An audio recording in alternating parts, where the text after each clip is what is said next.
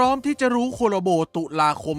2025 แล้วหรือยัง วันนี้จะมาอุ่นเครื่องด้วยข้อมูลลับที่อาจจะเกี่ยวข้องกับโคโลโบจะมีอะไรกันบ้าง สวัสดีครับมาพบผมไมโครนาชแนลอีกเช่นเคยนะครับผมในเกมไลน์เรนเจอร์นะครับและหากใครกำลังมองหาร้านรับเติมเกมราคาถูกที่ช่วยเปลี่ยนในกระเป๋าของคุณเราขอแนะนำร้านมารุช็อปร้านรับเติมเกมโลบอกทุกรูปแบบปลอดภัยแน่นอน 100% จดทะเบียนถูกต้องตามกฎหมายมีผู้ติดตามเพจมากกว่า 190,000 คนใครสนใจอยากจัดสามารถจัดได้เพจ Facebook มารุช็อปโน้1ลิงก์อยู่ใต้ description นะครับมาครับเข้าสู่ช่วงโค้งสุดท้ายของครบรอบ 11.5 ปีและเตรียมตัวเข้าสู่โคลาโบเดือนตุลาคม 2025 ซึ่งณขณะนี้เองมีตู้กระชากแสงมืดเก่ากลับมาขายและเป็นคราวของตู้กระชากธาตุมืดหนึ่งเจ้าบราวชานั่นเองใครสนใจอยากจัดกันได้เต็มที่ไม่มีห้ามแต่อย่าลืมนะครับว่าโคลาโบเดือน 10 รอคุณอยู่เพียงแค่เอื้อมมืออีก 7 วันเท่านั้นใครเตรียมตั๋วเตรียมรูบี้ไว้พร้อมแล้ววันนี้เราจะมาเปิดเผยข้อมูลลับบางส่วนกันซึ่งขอเริ่มกันจากคำถามยอดฮิตก่อนเลยนะครับว่าพี่ตัวของครบรอบ 11.5 ปีนี้จะจบลงเมื่อไหร่และเริ่มโคลาโบเมื่อไหร่มาดูที่ตู้กาชาดตรงนี้ครับผมของบาวแสงโสมเขาเขียนไว้ว่าวันที่ 30 เดือนกันยายนเวลาตี 4ตัวเกมจะปิดซ่อมบำรุงฐานทัพลงและเปิดเซิร์ฟอีกทีอย่างเร็วสุดคือ 10 โมงเช้าหรือช้าหน่อยเลทหน่อยนะครับผมก็จะเป็นเวลาที่ 11 โมงเที่ยงหรือไม่มีทางเกินบ่ายโมงครับไม่มีทางข้ามไปเปิดเย็นอย่างแน่นอนนะครับผมคอนเฟิร์มเวลาเปิดเย็นมีเพียงแค่เดือนปกติซึ่งเป็นเดือนเลขคีย์เท่านั้นจะไม่มีเดือนโคลาโบนั่นเองนะครับผมจะมีเฉพาะแสงมืดโน้ตที่จะเปิดช่วงเย็นเท่านั้นนะครับและคำถามต่อมาคือโคลาโบเรื่องอะไรกันแน่พี่ที่จะมาคอลแลบในเดือนหน้าที่เรารู้อยู่ในมือเนี่ยขณะนี้มีอยู่เพียงข้อเดียวเท่านั้นนั่นก็คือโคลาโบที่จะมาคอลแลบภายในปีนี้อีก2รอบที่เหลือนั้นจะเป็นโคลาโบที่ไม่เคยคอลแลบกับเกมนี้มาก่อนนั่นเองนะครับผมเราลองเปิด My Anime List ดูกันหน่อยนะครับว่ามีโอกาสเป็นเรื่องอะไรกันบ้างเนาะขออ้างอิงเฉพาะอนิเมะซีซั่นนี้ที่กำลังจะเริ่มฉายไปพร้อมกับการมาของโคลาโบละกันนะครับผมเอาแบบความเป็นไปได้ที่มีโอกาสสูงละกันเนาะถ้านอกเหนือจากนี้นี่เราก็อาจจะเดากันไม่ถูกก็รอดูเฉลยเอาละกันนั่นเองนะครับผมเริ่มกันจากเรื่องแรกครับผมวันพันแมนครับมีซีซั่นที่3มาเรียบร้อยแล้วมีความเป็นไปได้อยู่แต่ก็มีความเป็นไปไม่ได้สูงเช่นเดียวกันนะเพราะว่าติดเรื่องของการดิวที่ดิวไม่ผ่านสักทีเนาะเงื่อนไขอาจจะไม่ตรงกันทั้ง2ฝั่งเนาะฝ่ายอนิเมะเขาอาจจะอยากได้ไซตามะโหดเวอร์เหมือนกับอนิเมะก็คือต้องหมัดเดียวจอดพอเข้ามาในเกมปุ๊บมันก็จะต้องตึงแบบนั้นซึ่งจะเป็นไปได้หรือเปล่าเราก็ไม่รู้นะครับผมตัวเกมอาจจะไม่ยอมรับดิวนี้เขาก็เลยดิวไม่ผ่านสักทีนั่นเองครับผมก็เลยคิดว่าวันพันแมนอาจจะยังไม่ได้มาในเร็วๆนี้ครับผมถัดมาครับ Spy Family ครับผมอนิเมะเรื่องนี้ก็มีความเป็นไปได้อยู่หลายคนขอกันไปเราอาจจะได้เห็นในเดือนหน้านี้ก็เป็นไปได้ถัดมาครับผม My Hero Academia รอบนี้เป็น Final Season แล้วเหมือนกับ Attack on Titan มีสิทธิ์ดิวมาสูงมากๆแต่หลายคนอยากจะให้เรื่องนี้มาเป็นโคลาโบธันวามากกว่าเพราะว่าในอดีตที่ผ่านมา2ปีเนี่ยโอ้โหโคลาโบเดือนตุลาคมทุกคนน่าจะทราบกันอยู่ว่าเป็นยังไงนะครับเรื่องแรกมหาศึกคนชนเทพ2เรื่องถัดมาครับผมท่าสุดแก่งแห่งหน่วยป้องกันอสูรไปดูสกิลไปดูความสามารถกันได้เห็นแล้วรู้สึกอย่างไรนั่นแหละครับผมเป็นเหตุผลที่ว่าทำไมเขาถึงอยากให้ My Hero ไปอยู่เป็นโคลาโบเดือนธันวาคมที่เก่งทุกปีติดเมตาตลอดฉะนั้นเรื่องนี้เป็นตัวเลือกที่มีความเป็นไปได้สูงมากๆนั่นเองเนาะแล้วก็มีเรื่องอะไรอีกเน้นเฉพาะเรื่องที่มีภาค2นะครับผมเพราะว่าส่วนใหญ่เรื่องที่มีแค่ภาคเดียวเนี่ยต้องเป็นเรื่องที่ดังจ๋าจริงๆงั้นตัวเกมเขาไม่หยิบมาเนาะถ้ามี2ภาคขึ้นไปเนี่ยกระแสมันมีอยู่ตลอดเวลาเนาะมันพร้อมที่จะไปดิวแล้วก็หยิบมาใส่ในเกมและดึงคนเข้ามาเล่นเพิ่มมากยิ่งขึ้นนั่นเองนะครับผมเรื่องถัดมาที่มีความเป็นไปได้ก็คือลุงเฟลนะครับทนเดโมสกิลเดอิเซกายฮอโรเมชิภาคที่2นั่นเองนะครับผมเรื่องนี้เป็นไปได้อยู่เหมือนกันนั่นเองแล้วก็มีเรื่องอะไรอีกรันมานี่มีซีซั่นที่2ครับเป็นไปได้เช่นเดียวกันเนาะหรือว่าจะเป็นเรื่องนี้แต่ว่าหลายคนอาจจะไม่รู้จักเนาะอันนี้คือสายอนิเมะจ๋าๆถึงจะรู้จักเท่านั้นนะวิญญาณค่ำควรร้องไห้อะไรสักอย่างในภาษาไทยนะครับจำไม่ได้เหมือนกันและมีเรื่องอะไรอีกไหมที่มีความเป็นไปได้อาจจะยากหน่อยเหมือนกันเนาะก็ลองไปไล่ดูละกันเนาะสำหรับซีซั่นนี้เหมือนจะมีอยู่เพียงแค่เมื่อสักครู่นี้เท่านั้นนั่นเองนะครับผมแต่ก็มีแถมเพิ่มเติมในทางด้านของ ONA อย่างหมาศึกคนจนเทพภาคที่3ของเขาจะกลับมาฉายอีก1ครั้งแต่ว่าเริ่มธันวาคมนั่นเองเนาะไม่รู้ว่าอยู่ดีเขาจะปรับเปลี่ยนธันวาเอาเรื่องนี้มาคอลแลบรอบที่3หรือเปล่าไม่แน่ใจเพราะว่ารอบ1รอบ2เขาทำไว้ดีไงดึงคนได้เป็นอย่างมากรอบนี้จะพลิกผันเซอร์ไพรส์กลับมาคอลแลบเป็นรอบที่3ให้เกินคาดหรือเปล่าก็ไม่แน่ใจและเดือนตุลาคมนี้เปลี่ยนเป็น My Hero แทนหรือเปล่าก็ไม่รู้เหมือนกันก็ต้องรอคอยรอลุ้นและติดตามไปพร้อมกันแล้วครับผมเอาแบบน้ำจิ้มกันไปก่อนแล้วกันสำหรับการคาดเดาอนิเมะเนาะแต่ในวันนี้เองเรายังไม่พูดถึงว่าโคลาโบจะเป็นเรื่องอะไรแต่เรามีข้อมูลที่ลึกกว่านั้นมาบอกกันนะครับผมนั่นคือเรื่องของเกียร์และความสามารถอันใหม่ที่ตัวเกมได้อัปเดตเข้ามาภายในเกมนั่นเองเนาะโดยที่เป็นข้อมูลหลังบ้านนะผมซึ่งคลิปนี้ออกไปแล้วไม่รู้หัวผมจะหลุดจากบ่าหรือเปล่าก็เป็นกำลังใจให้ผมด้วยละกันเนาะที่ทำคลิปนี้ออกมาฝากกดไลค์กันด้วยนะครับเริ่มกันจากย้อนกลับไป2โคลาโบก่อนหน้านี้ผม1เลยโคลาโบโยซากุระแฟมิลี่นะครับและก็อีก1โคลาโบที่เพิ่งผ่านมาหมาดๆนั่นก็คือโคลาโบเชนซอแมนนี้นั่นเองเนาะ2โคลาโบนี้มีอะไรแตกต่างจากช่วงต้นปี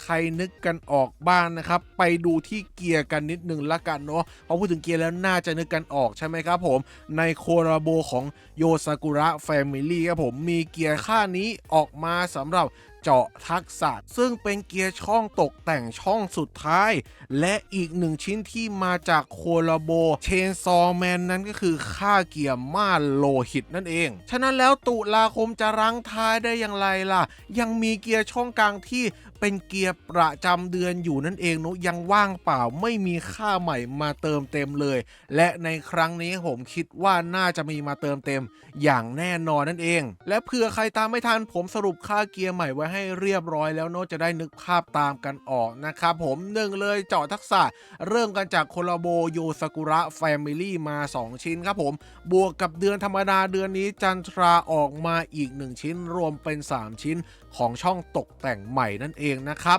และอีก1รอบครับผมที่ออกค่าเกียร์ใหม่มาเหมือนกันนั่นก็คือเกียร์ช่องอาวุธครับผมในเดือนโคลาโบเชนซอแมนกับค่าม่านโลหิตนะครับดังนั้นแล้วเหลืออีก1ค่าครับที่ยังไม่มีออกมานั่นก็คือเกียร์ช่องกลางครับผมและมันเป็นเกียร์ประจำเดือนของโคลาโบเดือนตุลาคมเดือน10ที่จะถึงนี้ครับและมันมีค่าอะไรกันบ้างข้อมูลตอนนี้มีอยู่ทั้งหมด3ค่าด้วยกันนะครับผมอันที่1เลย Splash Area นะครับผมหรือพื้นที่ Splash สำหรับค่าเกียร์นี้หลายๆคนอาจจะคุ้นหูคุ้นตากันอยู่นะครับเพราะว่าในช่วงต้นปีที่ผ่านมาเนี่ยพี่ TK นะครับผมไปออกไลฟ์แล้วก็ได้มีการถ่ายใน IDGM มาช่วงเขากำลังทดสอบอยู่นั่นเองเนาะหน้าตาเกียร์กับเรื่องของดาวเนี่ยไม่ต้องสนใจนะครับเพราะว่ามันเป็นในเซิร์ฟทดสอบนั่นเองนะผมมาของจริงแล้วหน้าตาจะเปลี่ยนไปอย่างไรและดาวเนี่ยมั่นใจและตอนนี้8ดาวสูงสุดใช่ไหมก็ต้องเป็นเกียร์8ดาวอย่างแน่นอนนั่นเองเนาะค่าในช่วงทดสอบนี่เขาใส่เป็นพื้นที่สเปรดบวกอีก180นะครับแล้วก็มีอัตราการหลบสกิลอีก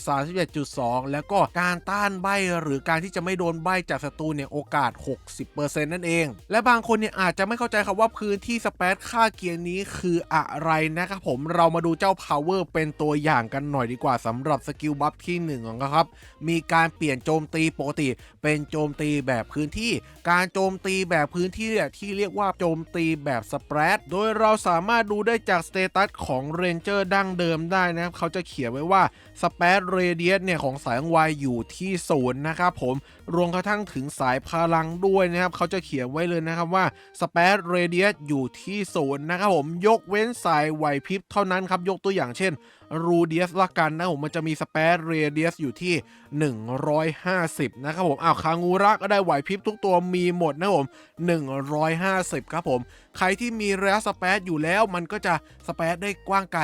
มากยิ่งขึ้นใครที่ไม่มีมันก็จะเปลี่ยนการโจมตีแบบเดี่ยวใส่ศัตรูเนี่ยเปลี่ยนเป็นการโจมตีแบบหมู่ได้โดยที่ไม่ต้องหวังพึ่งบัฟจากเรนเจอร์ตัวอื่นเนาะเพียงแค่ใส่เกียร์ค่านี้เพิ่มลงไปนั่นเองโดยการโจมตีที่ผมหมายถึงนี่เป็นการตีปก กตินะครับไม่เกี่ยวกับ damage skill นะเพราะว่า damage skill เนี่ยเวลายิงมันยิงกว้างไกลตามปกติของมันอยู่แล้วนั่นเองเนาะแต่การโจมตีปกติเนี่ยมักจะตีเป้าหมายเดี่ยวซะส่วนใหญ่หากไม่ใช่เรนเจอร์สายไหวพริบแต่ถ้าเป็นเรนเจอร์สายไหวพริบเนี่ยมันตีสเปซอยู่แล้วนะครับผมในระยะ150โดยส่วนใหญ่แต่จากในรูปนี้ช่วงทดสอบทุกคนน่าจะเห็นกันอยู่ว่าเขาวางค่าเกียร์ใหม่นี้อยู่ในช่องตกแต่งช่องสุดท้ายนะครับผมดังนั้นแล้วโอกาสที่จะมาอยู่ในช่องป้องกันจึงน้อยมากๆและคงไม่น่าจะมาปรากฏอยู่ในเดือนตุลาคมเดือนหน้าเองสำหรับค่าเกียร์ใหม่นี้ก็เก็บเป็นความรู้เอาไว้ในใจแล้วก็รอเขามาเผยในอนาคตนั่นเองนะผมน่าจะยังไม่ใช่ครับสำหรับเกียร์ค่านี้ก็มาบอกให้รู้กันเอาไว้ก่อนละกันนะผมแต่อีก2ค่าเกียร์ถัดไปเป็นสิ่งที่น่าสนใจมากๆครับผมเพราะว่าเป็นอัตราการป้องกันแล้วก็อัตราการป้องกันทักษะนั่นเองเนาะถ้าให้ผมพูดง่ายๆคิดว่าน่าจะเป็นอัตราการป้องกันแบบแน่นอนแล้วก็อัตราป้องกันสกิลแบบแน่นอนนั่นเองเนาะคล้ายๆกับอัตราการโจมตีโดนแน่นอนแล้วก็อัตราการโจมตีโดนแน่นอนของสกิลที่อยู่ในเกียร์ช่องอาวุธณปัจจุบันนี้นั่นเองนะครับผมซึ่งผมมั่นใจได้อย่างไรว่าเป็นเกียร์ช่องกลางก็ชื่อมันบอกอยู่แล้วครับว่าอัตราการป้องกันมันก็ควรจะอยู่ในช่องป้องกันถูกต้องมาป้องกันคืออะไรช่องกลางนั่นเองครับผมไม่มีทางที่จะไปโผล่ในเกียร์ช่องสุดท้ายอย่างแน่นอนเป็นเอกลักษณ์ของเกียร์ช่องนั้นๆก็แล้วกันนั่นเองเนาะค่าเกณฑ์ที่ผมคาดเดาเอาไว้นะครับผมค่าที่1เลยหลบสกิลนะครับผมถัดมาอัตราการป้องกันสกิลอย่างแน่นอนแล้วก็ปิดท้ายด้วยลดแร่นั่นเองเนาะและอีก1ชิ้นก็เปลี่ยนจากป้องกันสกิลแบบแน่นอนเป็นป้องกันปกติแบบแน่นอนเท่านั้นนั่นเองเนาะทำไมผมถึงคิดว่าควรจะต้องเป็นค่าเกียร์แบบนี้นะครับเพราะว่าอัตราการป้องกันอะไรพวกนี้เนี่ยไม่ว่าจะปกติหรือสกิลนะครับผมไม่มีทางที่ตัวเกมเขาจะเขียนมา 100% แน่นอนครับเพราะว่าอะไรในค่าเกียร์อาวุธที่มีค่าสกิลโจมตีโดยแน่นอนนั้นเขายังไม่เขียน 100% เลยนะครับผมเขาเขียนเพียงแค่ 24% ตามที่โชว์ให้เห็นอยู่นี้เท่านั้นเองฉะนั้นอัตราป้องกันหรืออัตราป้องกันทักษะก็เฉกเช่นเดียวกันคือไม่มีโอกาสกันได้ 100% ยังคงต้องหวังพึ่งหลบสกิลอยู่เพื่อช่วยให้มันหลบได้เก่งและยืนได้นานมากยิ่งขึ้นโดยที่ผมต้องเน้นย้ำแบบนี้เพราะว่ามีหลายคนเข้าใจผิดเกี่ยวกับค่าเกียร์สกิลโจมตีโดยแน่นอนนะครับว่าเฮ้ยมีใส่ค่าสกิลโจมตีโดยแน่นอนแล้วจะใส่ค่าหลบสกิลไปทำไมนะผมเป็นความเข้าใจที่ผิดมหันต์มากๆนะครับผมเพราะว่าเขาไม่ได้เขียน 100% เขาเขียนแค่24เท่านั้นที่มีโอกาสโจมตีโดนไออีก 76% นี่แหละคือสิ่งที่มันจะไม่โดนยิงโจมตีเราทำให้เรนเจอร์ของเรายืนอยู่รอดได้และ76% เนี่ยเราจะทำให้มันรอดได้อย่างไรนั่นคือใช้หลบสกิลยังไงล่ะหากไม่ใส่หลบสกิล76% นั้นก็จะรวมกับ 24% กลายไป 100% นะครับผมเราก็จะหลบไม่ได้เลยแล้วเรนเจอร์ของเราก็จะหายเกลี้ยงภายในพริบตาผมแต่ถ้าหากคุณใส่หลบสกิลเพิ่มเติมเข้าไปที่เป็นสิ่งสำคัญที่สุดในปัจจุบันนี้ผมทำให้เรนเจอร์ของเรายืนรอดได้อยู่นั่นเองเนาะไม่อย่างนั้นแล้วทำไมลีกท็อปตำนานเขาถึงเน้นย้ำว่าต้องใส่หลบสกิลมาก่อนเรื่องของต้าสกิลก็เพราะสาเหตุนี้นั่นเองทำให้ผมเดาค่าเกียร์3ค่าที่จะออกมาในเดือนหน้านั้นเป็นค่าหลบสกิลคู่กับอัตราป้องกันทักษะและก็แถมมาด้วยลดแร่นั่นเองนะครับแต่อาจจะมีอีก1ชิ้นที่เปลี่ยนจากค่าหลบเป็นค่าต้านจับคู่กับอัตราป้องกันทักษะแล้วก็ลดแร่ด้วยก็ได้นั่นเองเนาะเพราะอะไรมันต้องมีการหยิบจับไปใส่เรนเจอร์สายว่องไวอยู่บ้างแล้วนั่นเองเนาะช่องท้ายก็ใส่หลบต้านลดแร่ไปได้นั่นเองนะครับและนอกเหนือจากเรื่องของค่าเกียร์ใหม่เนี่ยเรายังมีเรื่องของความสามารถใหม่เป็นข้อมูลอัปเดตเข้ามาภายในเกมด้วยนั่นเองนะผมล่าสุดนี่คืออะไรเจ้าบาวแสงโสมใช่ไหมครับผมสำหรับความสามารถกระเด็นถอยหลังสายพริบแบบ plus นั่นเองเนาะโดยอันนี้ผมบอกไว้เลยว่าไม่นับเป็นความสามารถใหม่เนาะแต่เป็นความสามารถเก่าที่เอามาอัดแอปให้มันมีโอกาสติดมากขึ้นเติม plus เข้าไปข้างหลังแต่ที่ผมจะพูดดังต่อไปนี้เป็นความสามารถแบบใหม่เอี่ยมอ่องไม่เคยมีมาในเกมมาก่อนนั่นเองเนาะซึ่งณปัจจุบันนี้เป็นเมตาเพิ่มแร่ 1,000 หน่วยอยู่ใช่ไหมเขาอยากจะกำจัดหยุด5วิออกไปอยู่พอสมควรแต่สุดท้ายหยุด5วิก็ยังคงวนกลับมาเป็นเมตาอยู่ได้แบบเรื่อยๆนั่นเองเนาะและตอนนี้ครับผมมีอะไรบ้างครับสำหรับคอมโบ 1ครับผมคอมโบตัดแร่นั่นเองเนาะอันที่2ครับผมคอมโบเพิ่มแร่ 1,000 หน่วยหรือ300หน่วยก็แล้วแต่นะครับผมและถัดมาทุกคนคิดว่าจะเป็นความสามารถอะไรเอ่ย TikTok ผมโชว์ให้ดูเลยละกันนะครับผมความสามารถขโมยแร่นั่นเองซึ่งผมไม่ได้คอนเฟิร์มนะครับว่าจะมาในโคโรโบเดือน10นี้เลยหรือเปล่าอันนี้ผมก็ไม่ทราบเหมือนกันเนาะมันอาจจะมาในโคโรโบธันวาเป็นเซอร์ไพรส์ก็ได้หรือว่ามาปรากฏในปีหน้าเลยก็ได้เช่นเดียวกันเพียงแต่ตัวเกมเนี่ยได้อัพข้อมูลบางอย่างเข้ามาภายในเกมรอเตรียมตัวเปิดให้ทุกคนเอาไปใช้ในเรนเจอร์ใหม่แล้วนั่นเองเนาะเหมือนกับปีที่แล้วครับที่มีการเพิ่มแร่ 1,000 หน่วยมาในช่วงของบอสมืดนอกกฎหมายออกมาถูกต้องไหมหากใครจำกันได้เนาะรวมกระทั่งถึงความสามารถบ้าระห่ำในลุงเคสบาทหลวงด้วยนั่นเองนะตอนนั้นนี่คือพอเห็นข้อมูลปุ๊บเดือนฮาโลวีนหยิบมาใช้ปั๊บ1ความสามารถแล้วก็ข้ามปีมาก็มาเห็นในทางด้านของโคนี่เมดนะสำหรับการเพิ่มแร่ 1,000 หน่วยและความสามารถนี้ก็คงจะเฉกเช่นเดียวกันนั่นเองเนาะและไม่ได้มีแค่ความสามารถใหม่อันเดียวนะครับผมเรามีถึง2อย่างที่เพิ่มเข้ามาภายในเกมณขณะนี้ครับผม1ขโมยแร่นะครับอันที่2ครับเจาะโล่นะครับ2อย่างคืออะไรเอาเรามาไล่กันก่อนเลยอันแรกครับ Mineral Thief หรือขโมยแร่นะครับเมื่อใดก็ตามที่เรนเจอร์เราปรากฏตัวในการต่อสู้มีโอกาสที่คุณจะขโมยแร่ธาตุจำนวนหนึ่งจากฝ่ายศัตรูโดยความสามารถนี้จะทำงานเฉพาะใน PVP และ Guild Wars เท่านั้นและจะมีคูลดาวน์เวลาอยู่หลังจากใช้งานไปแล้ว1ครั้งนั่นเองเนาะคล้ายๆกับทางด้านของการกระเด็นถอยหลังพัดของบาวแสงโสมล่าสุดที่มันมีเขียนว่าต้องรอคูลดาวน์ทั้งหมด3วินาทีถึงจะปล่อยแล้วกระเด็นได้อีก1ครั้งนั่นเองเนาะไม่สามารถ1วิกระเด็น1วิกระเด็นอันนั้นก็จะเกินไปและมีเงื่อนไขเพิ่มเติมก็คือคุณไม่สามารถขโมยแร่ธาตุเกินขีดจำกัดสูงสุดและไม่สามารถขโมยแร่ธาตุได้มากกว่าแร่ธาตุที่เขาเหลืออยู่ของฝ่ายตรงข้ามเนาะเพราะว่าฝ่ายตรงข้ามอาจจะโดนเพิ่มแร่ 1,000 หน่วยตัดแร่เรียบร้อยแล้วทำให้แร่มันขึ้นได้ไม่มากเท่าไหร่เขาก็จะขโมยได้แค่บางส่วนจากที่เขามีเหลืออยู่เท่านั้นคือไม่สามารถติดลบได้ว่าง่ายๆนะครับส่วนอีกหนึ่งความสามารถนั่นคือ Perforate หรือว่าเจาะโล่นั่นเองเนาะการโจมตีปกติของเรนเจอร์ที่มีความสามารถนี้จะไม่สนใจผลของบัฟอมตะหรือว่าบัฟเกาะเลือดของทุกสกิลเรนเจอร์หรือมาจากความสามารถหรือมาจากอุปกรณ์ที่ใช้งานอยู่ก็ตามแต่นะครับผมยกเว้นไอเทมหรือบัฟที่ใช้ถาวรเนี่ยจะไม่ได้รับผลกระทบของความสามารถนี้นั่นเองซึ่งแปลความหมายได้ง่ายๆว่าโดยปกติแล้วเนี่ยหากเรนเจอร์ตีใส่ศัตรูที่มีบัฟอมตะหรือว่าบัฟเกาะเลือดอยู่เนี่ยมักจะตีไม่ค่อยเข้าสักเท่าไหร่นั่นเองเนาะแต่ถ้าหากมีความสามารถนี้อยู่เรนเจอร์ของเราจะตีปกติเข้าแบบทะลุโล่อมตะไม่สนใจเลยว่าเขาบัฟอยู่นะครับหรือแม้กระทั่งบัฟเกาะเลือดก็ตามแต่ก็จะไม่สนใจก็คือตีเข้าโดยตรงเลยว่าง่ายๆนะครับรวมกระทั่งถึงความสามารถที่เกี่ยวข้องกับบาเรียด้วยเช่นฟรีเรนนะครับผมบาเรียทักษะ1หรือท่าสุดแก่งแห่งหน่วยป้องกันอสูรนะครับเป็นบาเรียทักษะ2นะครับหรือแม้กระทั่งพวกโคนี่เจ้าสาวหรือว่ามูลในอำเภอก็ตามแต่ที่มีบาเรียสมบูรณ์แบบการันตีติด 100% โดนตีคริเข้าไปมีจอดแน่นอนสำหรับความสามารถนี้ของทะลุ everything โดย Perforate หรือเจาะโล่นี้น่าจะมาจับคู่กับค่าเกียร์เพิ่มพื้นที่สเปรดนั่นเองนะครับซึ่งอาจจะยังไม่มาในเดือนหน้าก็รอติดตามในอนาคตละกันได้เห็นอย่างแน่นอนแต่ที่น่าสนใจเนี่ยนั่นคือ Mineral Thief หรือขโมยแร่เองทุกทีเนี่ยคือเราตัดแร่ฝ่ายตรงข้ามให้ขึ้นช้าล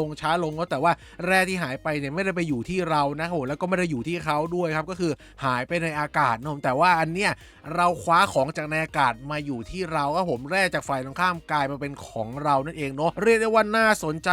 มากๆครับผมสำหรับ2ความสามารถนี้ก็ต้องรอลุ้นกันนะครับว่าการใช้งานของมันจะเป็นอย่างไรกันบ้างนั่นเองเนาะออกมาแรกๆอาจจะมีแค่ไม่กี่ตัวนั้นอาจจะยังไม่ค่อยตราตึงใจเท่าไหร่ต้องรอออกมาหลายๆตัวก่อนว่าผลลัพธ์ที่ใช้งานเนี่ยจะทำให้ติดเมตาแทนตัดแร่แล้วก็เพิ่มแร่หรือแม้กระทั่งหยุดเวลา5วิได้หรือเปล่านั่นเองและทั้งหมดนี้เองก็เป็นข้อมูลลับที่คิดว่าน่าจะเกี่ยวข้องกับโคโลโบเดือนตุลาคมอยู่บ้างในส่วนที่เหลือที่อาจจะไม่เกี่ยวข้องก็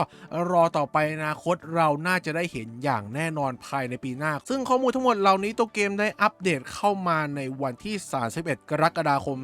2025ที่ผ่านมานี้ในช่วงเข้าสู่โคโลโบเชนซอแมนนั่นเองนะครับแต่ว่าตัวเกมจะหยิบมาใช้เมื่อไหร่เราไม่ทราบรอดูตามหน้างานอีกทีส่วนใครที่อยากรู้คำตอบว่าโคโลโบเรื่องถัดไปคือเรื่องอะไรคิดไว้ในใจเตรียมตัวกันได้เลยและไปฟังคำตอบในไลฟ์ทางการช่อง YouTube Line Ranger Thailand วันศุกร์ที่จะถึงนี้ในเวลา 5 โมงเย็นไม่ใช่ 6 โมงเย็นอีกต่อไปแต่รอบนี้พิเศษกว่ารอบอื่นเลื่อนขึ้นมาเร็วขึ้น1 ชั่วโมงนั่นเองนะครับผมและน่าจะมาเป็นแบบวิดีโอให้เราดูกันแบบเฉลยไปเลยนะผมว่าเฮ้ยมีตัวอะไรบ้างเรื่องอะไรและสกิลหน้าตาเป็นอย่างไรแบบคร่าวๆนั่นเองเนอะรวมกันตั้งถึงเรื่องแร่เรื่องธาตุของเรนเจอร์ด้วยนะผมเตรียมอัดคลิปหน้าจอเอาไว้ให้ดีเพราะว่าคิดว่าน่าจะฉายให้ดูเพียงแค่ครั้งเดียวเหมือนในรอบที่ผ่านมานั่นเองนะครับแล้วก็เตรียมตัวนับถอยหลัง3 วันนะครับผมก็คือไลฟ์ทางการวันศุกร์ที่26ใช่ไหมเดี๋ยว27ครับผมตัวเกมได้โพสต์ลงโซเชียลช่องทางต่างๆตอน 10 โมงเช้าว่าเอ้ยนับถอยหลัง3 วันนะ28นับถอยหลัง2 วัน29นับถอยหลัง1 วันและ30ก็ปิดซ่อมบำรุงฐานทัพตามที่เรานัดกันไว้นั่นเองในช่วงกลางคืนพอเช้าตรู่ปุ๊บก็เข้าสู่โคลาโบตอน 10 โมงเลยนั่นเองและก่อนจากลาไปอย่าลืมกดไลค์กด Subscribe กดกระดิ่งแจ้งเตือนเป็นกำลังใจช่องไมโครน้อยกันด้วยนั่นเองเนาะสำหรับวันนี้ก็ประมาณนี้ครับผมลาไปก่อนนะครับสวัสดีครับบ๊ายบาย